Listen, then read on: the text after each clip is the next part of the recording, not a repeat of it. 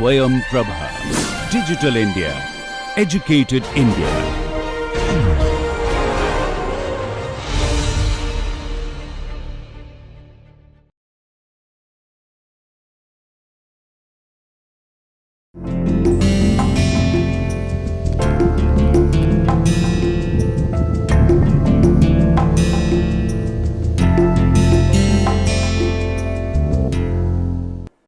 Hello, welcome to Introduction to Composites MOOC course. Today is the second day of this week, which is the 10th week of this course. Yesterday we had introduced relationships between engineering constants and members of the compliance matrix, which is the S matrix, the engineering constants and the stiffness matrix elements, and also the interrelationships or relationships between Q and S matrices. So, we will have a brief recap through an example and then we will move on to the next topic. So, we will do an example. So, the example says that we know all the engineering constants of the material. So, EL is 148, ET is 10.5, GLT is 5.61 and nu LT is 0.3, and all these are MPa. Of course, Poisson's ratio is not in megapascals, it is a dimensionless number. So, with this information we have to find the Q and the S matrices. So, we have to find the stiffness matrix and the compliance matrix. So, that is what we want to do. So, the first thing is we know nu LT, and this nu TL gets used a lot of times in these relations. So, nu TL equals nu LT times ET over EL. This is a relation we already know. So, this works out to 0.021. Now, Q11 equals EL divided by 1 minus nu LT nu TL, and that comes out to be 148.95. Q22 equals ET divided by same thing, and this is equal to 10.57. Q12 equals nu LT ET divided by 1 minus nu LT nu TL, and if you plug in all the numbers you get 3.17. And finally, Q66 is equal to GLT, and GLT is already known, so that is 5.61, and the units of Qs are MPa. Okay, units of Qs are MPas. So, all engineering constants do not have the same unit because nu LT is dimensionless, but all Qs they have the same dimension and the unit, which is MPa. Then next we do is S. So, S11 is equal to 1 over EL, and that works out to be 0.0068, and this is MPa inverse of MPa. S12 is equal to minus nu TL divided by ET. So, remember there is a negative sign here. I do not know if in the last class I had shown that or not. Yeah, there is a negative sign I had mentioned here also. So, just wanted to reconfirm. So, it is negative of nu TL divided by ET, and that works out to be minus 0.0020, and once again units are MPa inverse. And then S22 is 1 over ET, and that is 0.0952 MPa inverse,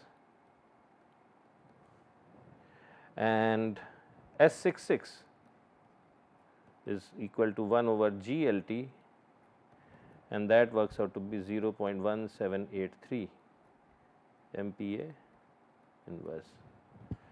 So, once again Q's and S's, Q's have a unit of MPa, S's have a unit of MPa inverse, EL, ET, GLT have a unit of MPa, and nu LT is dimensionless. So, this is the conclusion on discussion for the how S, Q and engineering constants are related to each other. Finally, we will spend a few minutes on what kind of values the engineering constants cannot have. So, there are some restrictions. So, if you in your calculations or in your experimental results come across certain values of EL which violate the conditions I am going to talk about now, then you should be sure that either your experimental or result is wrong or your theoretical calculations are incorrect. So, the first set of restrictions are that all the engineering constants, they have to be more than 0 elastic constants, EL, ET,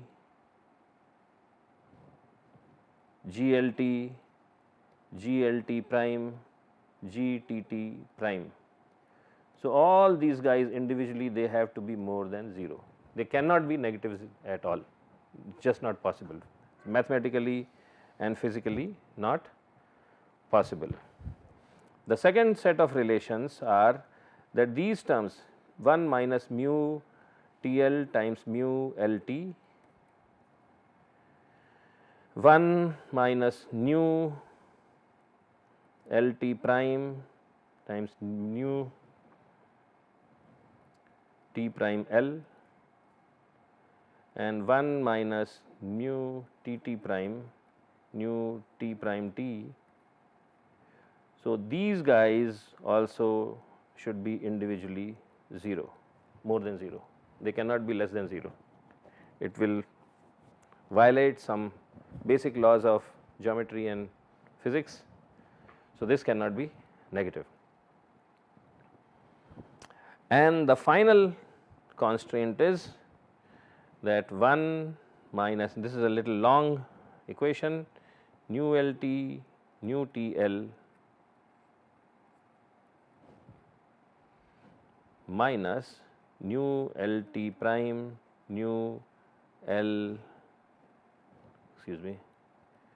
T prime L minus nu T T prime, nu T prime T minus 2 nu LT, nu LT prime, nu TT prime. So, this long expression should be more than 0. So, I have not gone into the mathematics of all these details, but it is important that when you are doing some experiments or calculations related to composite materials, make sure that none of these conditions are violated if your system is a unidirectional lamina and it is in the state of a plane stress. So, this is very important to understand. So, now we move to the next topic for this course, and this is about transformation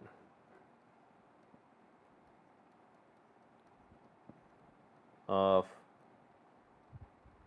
Q and S matrices.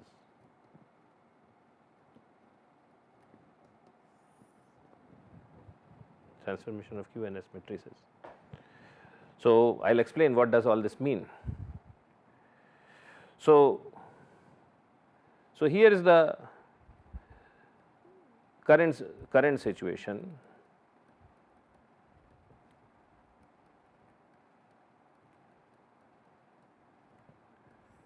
So, in whatever we have learned till so far is that if I have a lamina and let us say this lamina is unidirectional and this is my L direction, this is my T direction, and let us say I have a sigma L on it, I also have a transverse stress sigma t, and I also have some shear stress.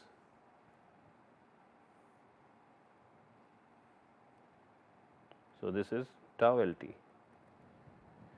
Then if I know the stresses and the engineering constants or the Q matrix of this material, I can calculate the strains in the system and vice versa, and the relationship is sigma L sigma T tau LT equals this Q matrix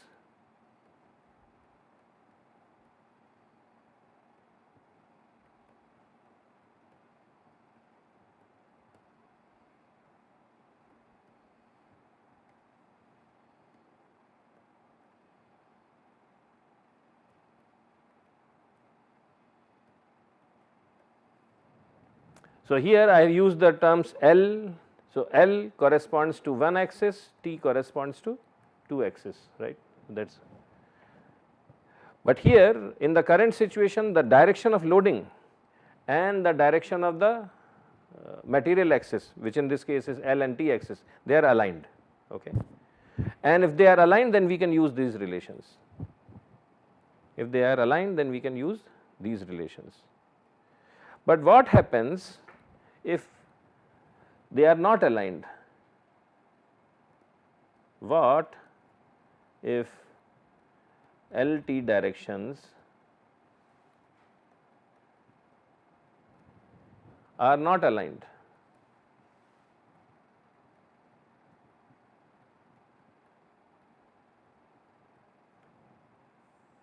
And they are not aligned to loading direction.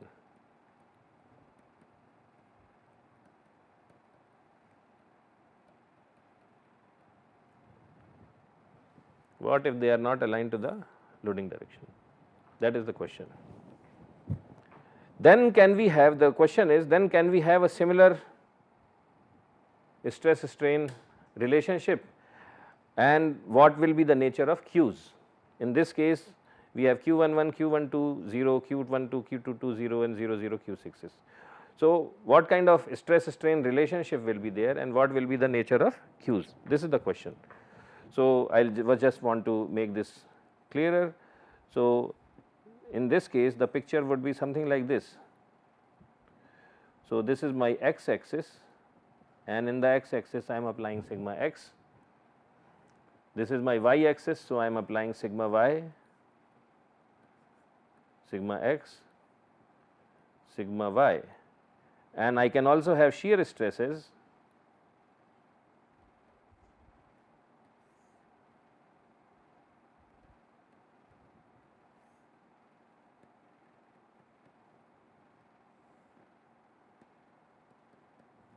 So, I have all these things, but the direction of fiber is different.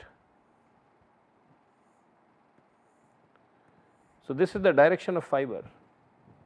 So, here let us say this is my L axis and this is my T axis. Okay.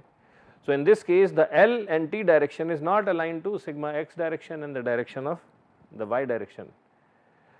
Now, this equation is good only, the first set of equations which we saw, it is good only when the alignment is there, then only we can write this equation. But in this situation we cannot use this equation right away. Okay. We may have to do some mathematical manipulations so that we can still use this, but this is what we want. So, what we want is, we want to develop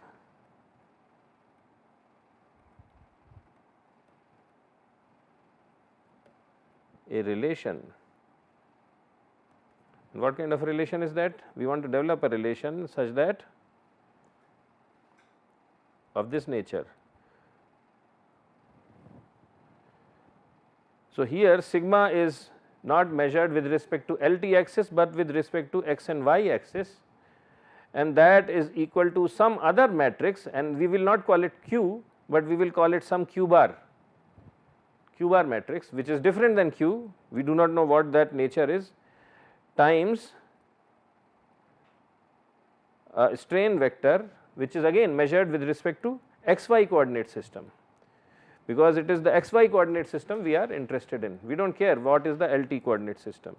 The only thing we have an additional thing is that the orientation of LT with respect to xy coordinate is theta degrees. So, as theta keeps on changing, we have to figure out how can we relate epsilon, the strains, to the stresses in terms of this q bar matrix. This is what we are interested in finding. So, this is exactly what we will start doing tomorrow, and till then you please review all the material which we have covered till so far, because it will be useful. Also do a few questions from the book.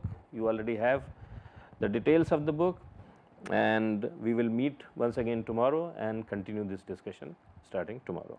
Thank you.